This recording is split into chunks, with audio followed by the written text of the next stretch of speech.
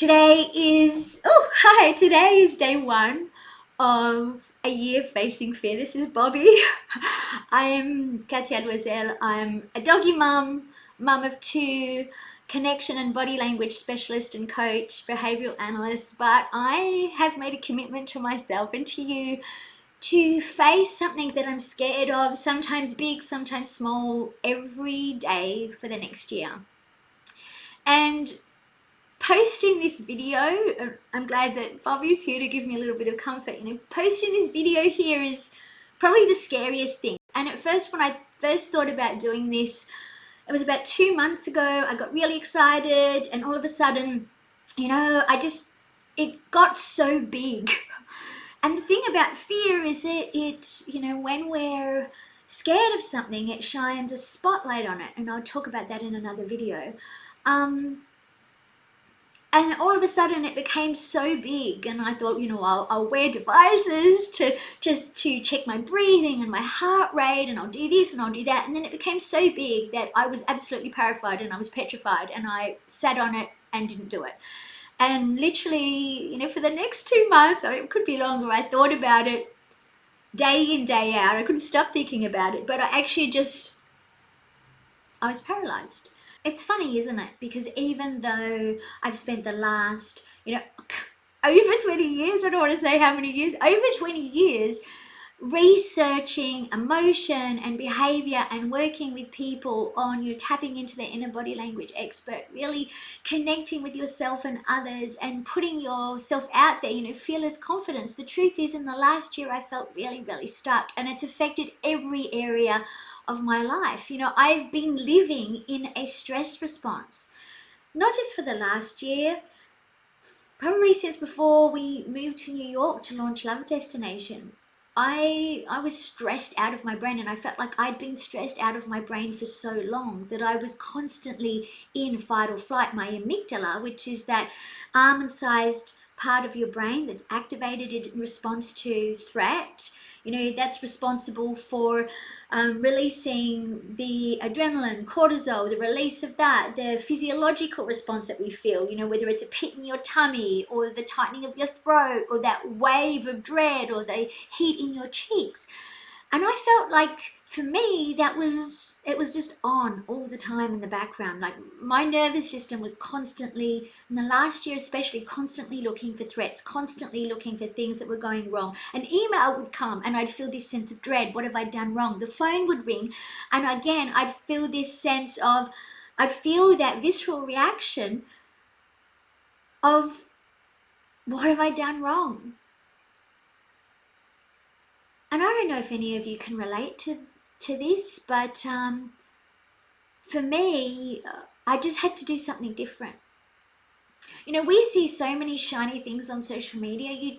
You look, when I go through my feed, luckily I'm following a lot of really amazing people, and I try not to follow influencers who are just posting for the sake of it. But I go through my feed, and I go through my feed, and everything is so shiny and perfect. Everyone's lives seem amazing, and I've been part of that too. If you look at my personal feed, I've done that too. You post the shiny part of yourself, and when things can't even speak, aren't going well, then you just hide and you don't post anything. And for the last year, I haven't been posting because things haven't been shining and perfect. And there's a part of me that feels like, when Love Destination stopped streaming, I felt so much shame and guilt, and it really reconfirmed that fear that I had, that, I couldn't pull it off, that I wasn't good enough, that who the friggin' hell am I to do this? Who was I to try and launch a streaming network? Like, am I mad? Maybe I was mad. But I was really passionate about it, and I thought that it could make a difference. And so for me, the last 2 months have really been about actually just acknowledging myself and giving myself a little bit of kindness. I don't know if you can relate to needing a little bit of kindness in your life as well, of self-acceptance, and of not being so hard on myself. So really a year of facing fear isn't just about me, it's also about just starting a conversation about what it's like to be human, what it's like to feel fear. And fear is a natural response. It's natural to feel scared of things that aren't comfortable, that are new. It's natural to feel scared of putting yourself out there, of having difficult conversations. Fear is, it's part of our body's survival mechanism. Just because something feels scary doesn't mean you shouldn't do it. And that's something that I'm reminding myself of now. So every day I'll be posting a video. I'll be doing at least one thing that scares me every day, but I'll be posting a video, but I won't be recording the video as I do it most of the time because I have to edit it. Sometimes I'm going overseas for work and it's just too hard. And for me, a big fear is I'm not going to be able to do this. Consistency hasn't been my friend. I tend to get really excited about projects and, come up. I was just diagnosed with ADHD, something that I'll talk about. So at 50, would you believe, makes a lot of sense of my life. But for me, I can get really excited about new ideas, and it's like this constant stream of new and exciting, shiny things, and like boom, boom, boom, boom, boom, boom, boom, boom. Let's do this. Let's do this. And that's one of the ways that I procrastinate. There's two types of procrastination. There's parasympathetic nervous system procrastination, and what that feels like is when you are numb, when you're numb, where you feel stuck. That's the freeze response, where you can't move, where you might spend days scrolling on your phone, watching TV, and you just can't get any motivation. You might feel, people might call you really lazy, but actually that's a threat response. That's your body keeping you safe. And the other type of procrastination is the sympathetic nervous system procrastination, and that's a big one for me, where you're on the go, busy, and you're doing every single thing except for the one thing that you need to do. So for me, I needed to post this video this morning, and literally I was doing everything else. I did the dishes, I did the washing, I blow dried my hair, I started sending emails because I was trying to put it off because I just didn't want to do it. And it was what we need to remember is that procrastination isn't being lazy. It's not that you're not motivated. It's that you're emotionally dysregulated a lot of the time. It means that your threat response is on. It's your brain, your body's way of actually trying to keep you safe.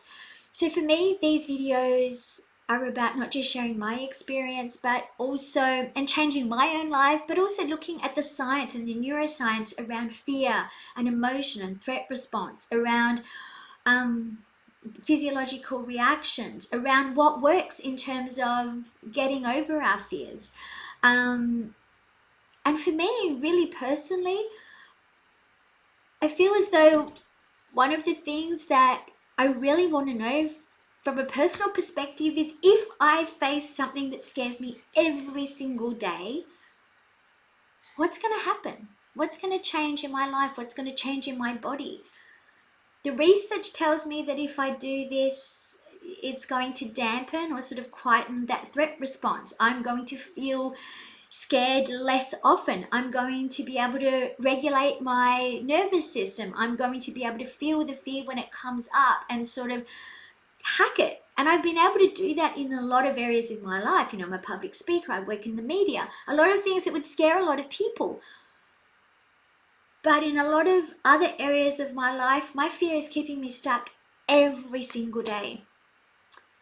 And so I'm really interested in what's going to happen.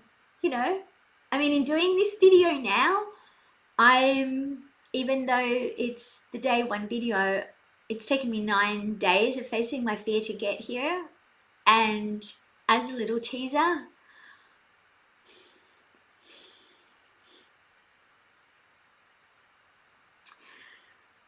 don't know why I'm crying.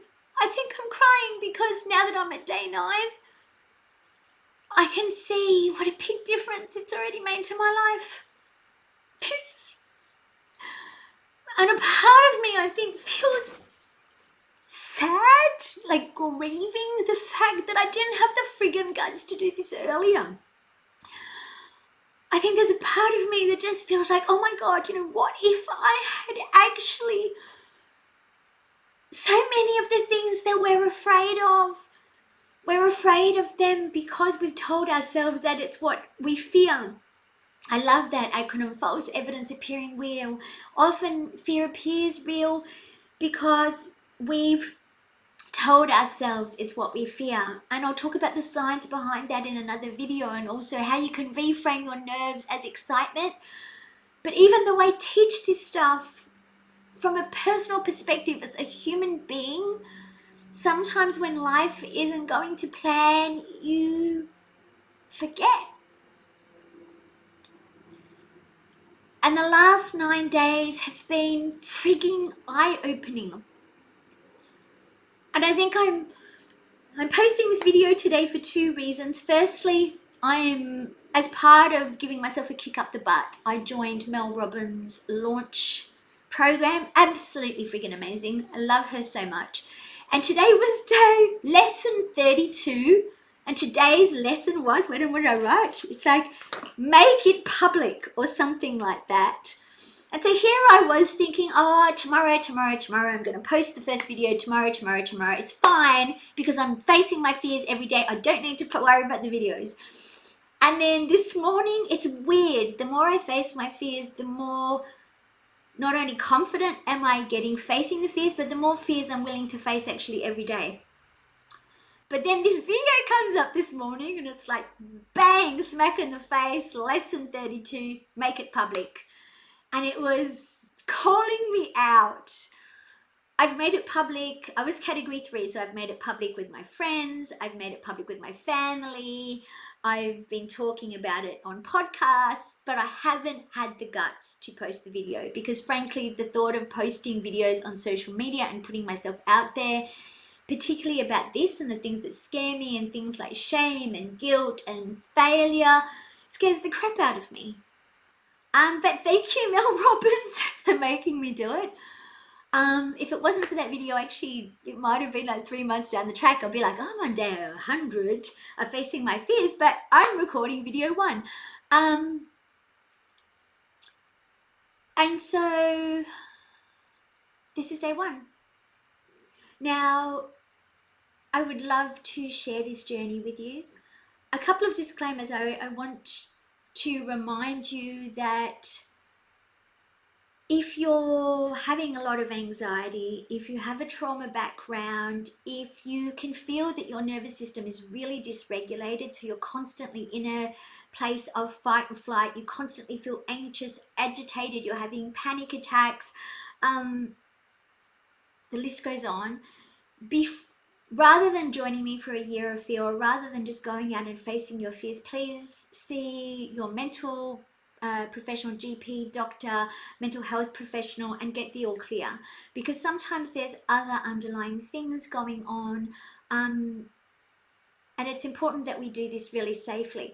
The other thing I want to say is, for me, it's about baby steps. I'm not going and jumping off, I'm not doing bungee jumping tomorrow. I am doing trapezing, but I have been doing that for the last few months, and it's done in a really safe environment with nets. So it's really important that when we're facing our fears, whatever they may be, it's done in a really safe, supportive way, and that you also aren't doing it on your own, that you feel supported. Now, research tells us that when we have connection and social support, not only does it buffer us against stress, but it actually helps us to face our fears and overcome them. And so I invite you to join me. You can join me by following, liking, commenting below, telling me, sharing your journey of fear, sharing your journey of what's holding you back, maybe posting questions. I'll do a live Q&A where maybe we can do some coaching sessions to talk through what you're going through. And also join the Facebook group. I can never say Facebook. I don't know why. Are you facing fear? And then I'll do more of a deep dive into the science around fear and provide lots of practical videos and tools and resources that you can use, but also provide this really safe community where we can explore this really human experience of of fear and emotion together.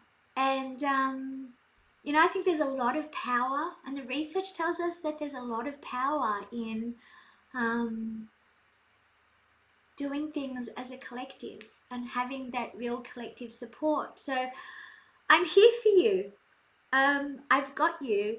And I want to thank you so much for sharing this journey with me. This hasn't been as bad as what I thought. I still am feeling that fear of judgment, and that I might get rejected, or I might put this out and then nobody watches it, or it gets really negative comments, and then it'll be, I don't know, like this, I guess, reiterate that old fear about, yeah, look, who are you even? What are you doing? And I invite you to post below maybe a tiny baby fear that you might face today. If I don't see you again, or if I do, I just want to say that I believe in you. You absolutely have got this. And, courage, sometimes courage is about taking one little baby step, facing one baby fear at a time. Confidence doesn't, it's not a magic pill. It doesn't come overnight. It's like a muscle. We build it up. We build our courage. We build our confidence one day, 1 hour, one step at a time.